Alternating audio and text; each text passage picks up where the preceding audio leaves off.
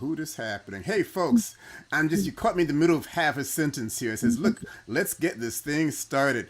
What happens is, Lizzy, first off, my wife says to me, I need to focus more on humanistic stuff. Because when I'm making a connection, I'm into the job, the purpose, the this, the that, I'll get back to you. So, hello, folks. Thanks for joining us. I hope your family and goldfish are doing just fine. Good morning, everyone.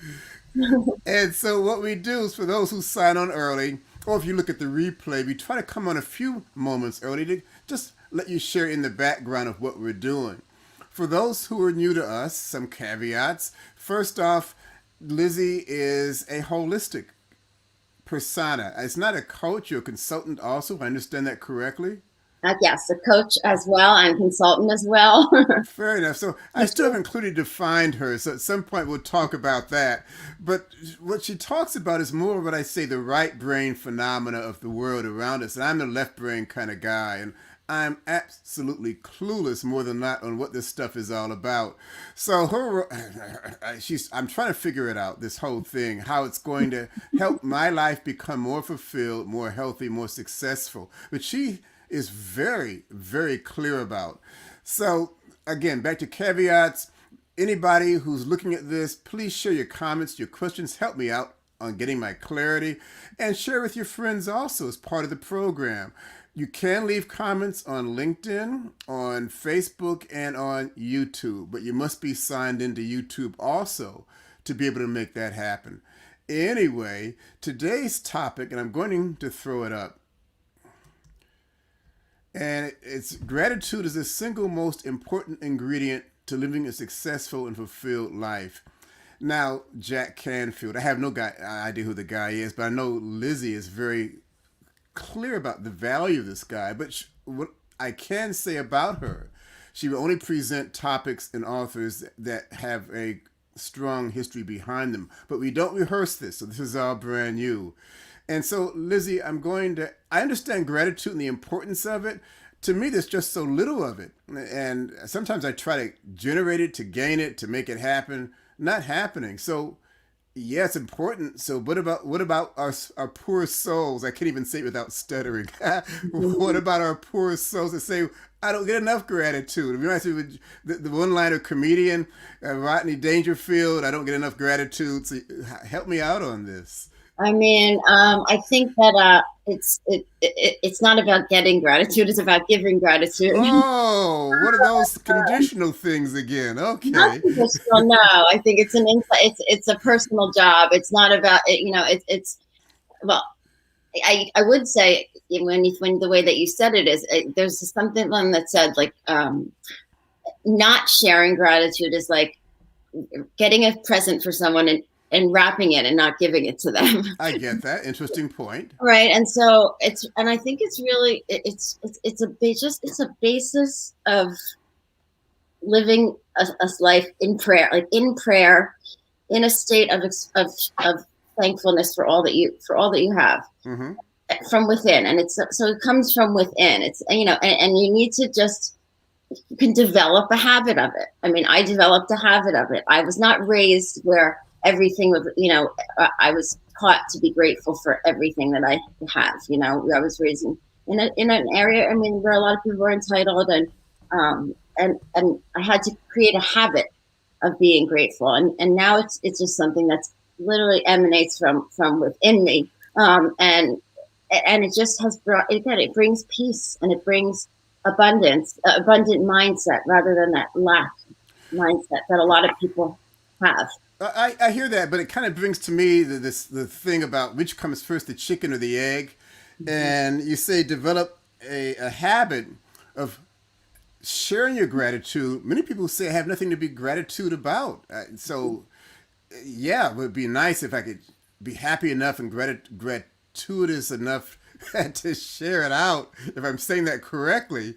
But for what about people who just say, I'd love to have that, but there's just nothing there. It's an empty tank. How, Mm-hmm.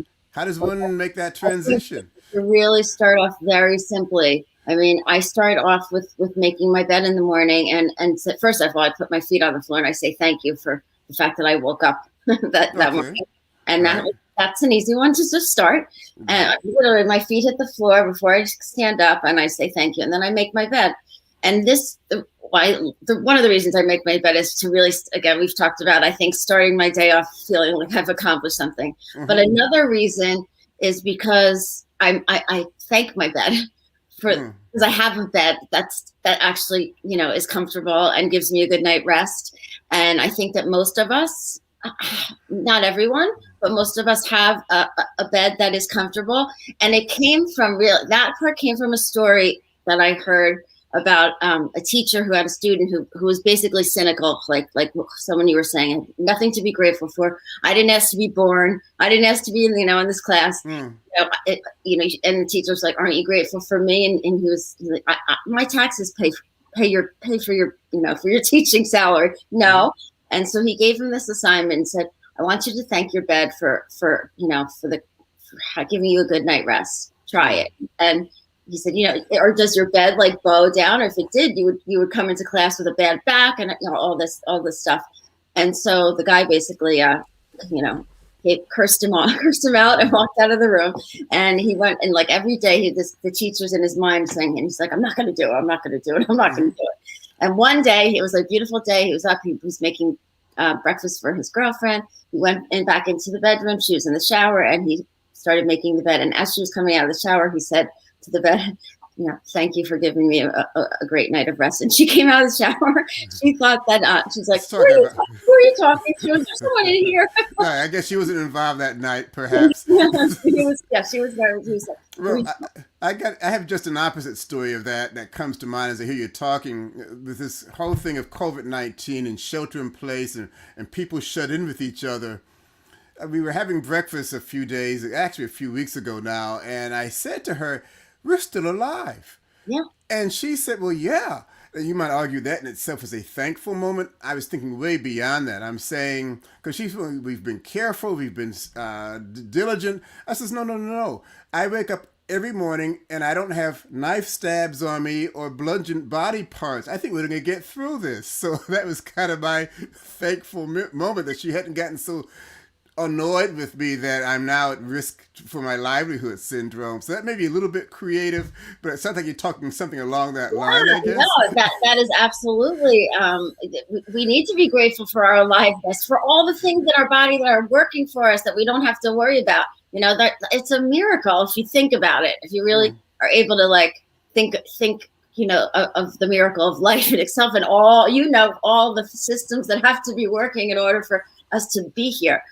But just to finish that story, so his girlfriend started crying when he told her why he was saying it, the teacher, and she started crying. He's like, "Why are you crying?" And she said, "If only I was as important to you as you were, because you've never thanked me. I've been with you for 10 years." And they ended up sitting down having a 6-hour conversation, and we're never the same. And he then started, every quarter he would write to this teacher and say, I'm still grateful for my bed and for all the things. And it shifted his whole life. And so that I wanted to share that story, because that's what kind of was the impetus for me to start thanking my bed as I'm making it in the morning. I remember that story. I happen to like that story, and folks, I don't normally admit to anything of understanding here with this woman. However, having said that, another thought comes to mind. It seems like to be the antithesis of taking things for granted. Now, rephrase that. I'm going to say this. I'm going to speculate. There are people in situations around the world who may truly be in a position that it would be very creative to find things to be thankful for.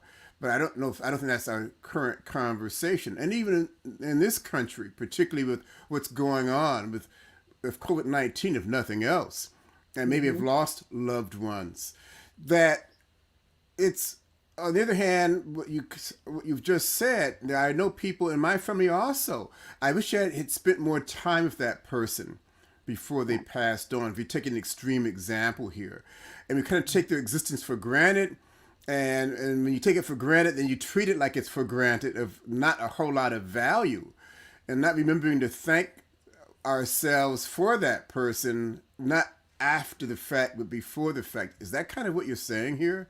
I mean, that's a beautiful reminder, I think, for people, because I think it's something, one of the practices that I share with clients is first to just start a gratitude practice, as whether when we talk about what type. And one of the things I do is write in a journal a few things every morning, and it really sets me up again for having a day that I'm this peaceful. But I also suggest for some people, like, starting to thank 3 people a day, people in their lives, or one. Start with one, and just let them know that you're grateful for having them in your life. And it surprises people. They'll get this text, just want to let you know that I'm thinking of you, and I'm really grateful to have you in my life. And so, again, it's so much better to do that while the person is alive and can hear it, and is able to experience the feeling that they feel when they receive it. But I also thank my father all the time, who's no longer with us in physical form too. I hear that. For making me laugh, and I think of him, and I laugh, and I'm grateful for that. So. I hear that. Now, sometimes, I gotta say, it can backfire sometimes. My wife came home from work one day way before this COVID stuff was in play. And I said to her, it might have been a Friday evening, I said, hey, let's go shopping. Not for groceries, but she likes to shop. For her, it's a quest. It's a rite of passage, I guess. And me, I'll sit in the car, or I'll find a chair to sit on with my phone. I used to bring my book with me. And while you're doing your shopping thing, I'll try to not fall asleep. So anyway, so we go shopping. Spiritual experience for her. Well, you might say that. Well, this story goes deeper. So then I'm actually walking with her from this zigzag to that zigzag to look at the stuff she's looking at. I actually will look at what she's showing me before I comment on it. I mean, I'm doing things I don't normally do.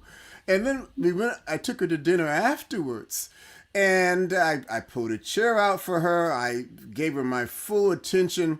She said at one point to me, she said, why are you being nice to me? Now, here I am showing oodles of gratitude, and I'm getting challenged. Now, I had to break out and admit, well, hey, it's our anniversary, which she'd forgotten about. But still, here I'm just oozing with gratitude, and she said, why are you doing this stuff? So, really, you darned if you do and you're darned if you don't sometime. That's what I'm seeing here.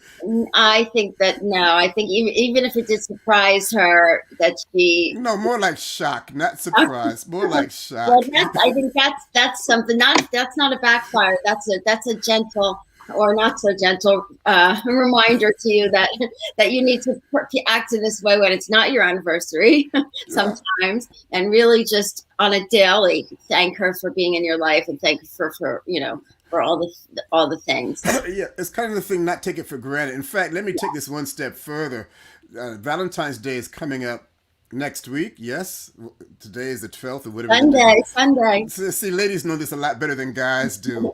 But that's my point, folks. Valentine's Day to me, it's not, or Mother's Day, it's not just a one day a year of candy and chocolate and flowers. Technically, it should be every time, as much as it can happen syndrome.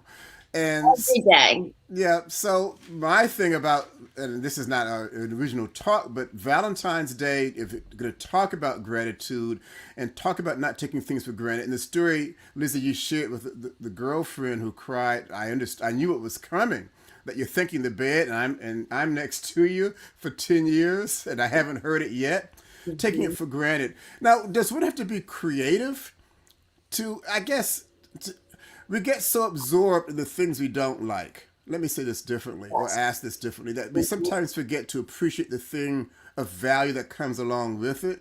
Is that kind of what you're saying, to make that distinction? I do, and I think it's taught at a very young age in school. I mean, it's taught, when we get our paper back and we see all the X's and X's, we don't see the big, you did so well in this sentence. It's just all the things you did wrong. So you start focus more on that, on what's wrong than what's right. So it's in our culture, we need to learn how to focus on more what's good. And I see that a lot in other cultures that have a lot less than us, that are dancing and happy and smiling, and because they know to focus on the good. Okay. So, I hear that. Now, some people might argue, and this might be another subject. Well, we want to focus on what you're not doing well because we want to make that part better. And I guess some people could see it as being a dissatisfaction in the big picture. But again, that's opposite of gratitude. And I can see the continual headwind against gratitude being a concept. So to take this home, I'm going to ask you a question: Is for Mhm. those who choose to come to you for further assistance in this direction, I totally get that. Feel free to reach out to Lizzy. It's in our byline, included with our presentation. But before someone gets to that point with you, is there some micro step they can take? You gave the example of the bed, of thinking Mhm. the bed, but what if they have lumps in their bed? Again, I'm trying to be not ideal situation here. Maybe they don't have a mattress because they can't afford it. Mhm. Is there some other intrinsic one could say?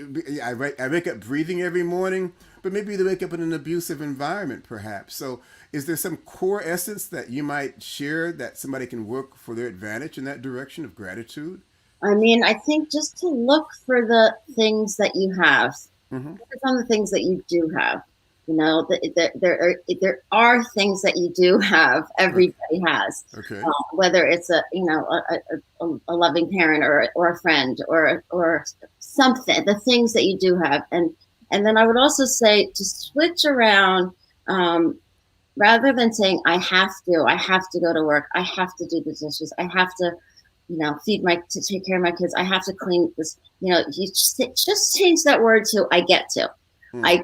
I get to do Okay. the laundry. I get to do the dishes because I have food. I get to, make dinner for Right. my, it's just that little switch, and it's just about raising your vibration. Like the way we attract things is when we are at a high vibration. When we're in a lack vibration, we're going to attract more lack, and more of the things that Okay. we So, don't want in our life. So focus on what you want, focus on what's good, and be grateful for just go outside and look at nature and all how it just unfolds. and, Um, and a phrase just came to me that as I'm hearing you talk, that the more you explore and discover value in yourself, the more likely you also discover value in life around you, and the more it will enhance your life. I would think also. Is that Absolutely, absolutely. We all have unique gifts and talents, and we need to really acknowledge them and use them and share them with the world. okay? Well, thank you. Well, over our curfew, folks, please remember to share your likes, your comments, share with other people, and let's come online and help me out on this. And Lizzy, thank you very much for. I won't say words of wisdom. I'll still say words of confusion, but I hope other people are making sense of it. Maybe I will at some point also. I am very grateful for this opportunity to spend time with you and with the folks out here. Thank you.